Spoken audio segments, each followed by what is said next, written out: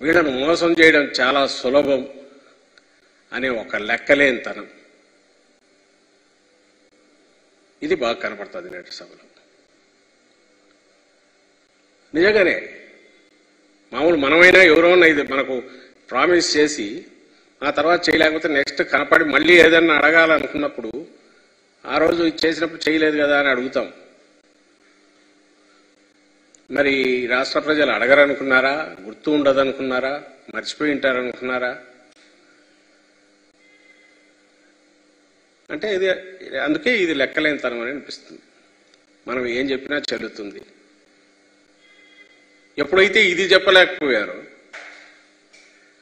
లేదు ఇప్పుడు ఏం చేస్తామనో చెప్తే నమ్మరను కేవలం జగన్మోహన్ రెడ్డి గారి మీద దుమ్మెత్తిపోయడం, నోటికొచ్చినట్టు ఆయన తిట్టడం.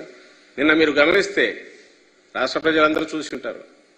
చంద్రబాబు నాయుడు కానీ పవన్ కళ్యాణ్ కానీ ఒక రాజకీయ పార్టీ అధ్యక్షులుగానో లేక ఒక రాజకీయ పార్టీ నేతలుగానో ఒక రాష్ట్రం పట్ల వాళ్ళకి ఏదైనా బాధ్యత ఉందనుకుంటే అది ఎన్నికలకు ముందు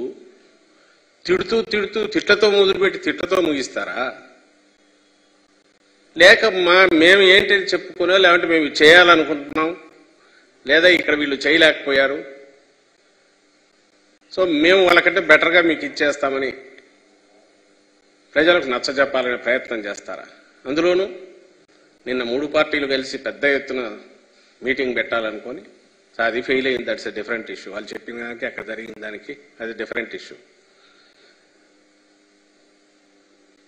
అక్కడికి వచ్చి మాట్లాడే మాటలన్నీ కూడా ఎల్లో మీడియా అంటే ఈనాడు కానీ ఆంధ్రజ్యోతి కానీ లేదా వాళ్ళ ఛానల్స్లో కానీ బ్యానర్ హెడ్డింగ్లో టాప్ స్టోరీలో పేరుతో 5 ఏళ్ల పాటు అబద్ధాలు ఏదైతే వండి వారుస్తూ పెట్టారో అవన్నీ బట్టి పెట్టి వాటిని వల్లవేసినట్టుంది. ఆ లక్షణాలన్నీ ఏవైతే వాళ్ళల్లో ఉన్నాయో, ఏవైతే వాళ్ళ స్టోరీలు రాశారో ఆ పైత్యం అంతా కూడా అక్కడ కక్కేసినట్టుంది తప్ప జగన్మోహన్ రెడ్డి గారి మీద వాస్తవాన్ని అయితే అది ప్రతిబింబించదు. వాళ్ళ హాల్యూసినేషన్స్లో వాళ్ళు పుట్టుకుంటున్నారు. ఇన్నాళ్ళు మేము అన్నాం కాబట్టి ఇది నిజం అనుకుంటున్నారు. మేము ఏదైతే అన్నామో, మేము నమ్ముతున్నామో, మేము చెప్పిందే నిజమని అనుకో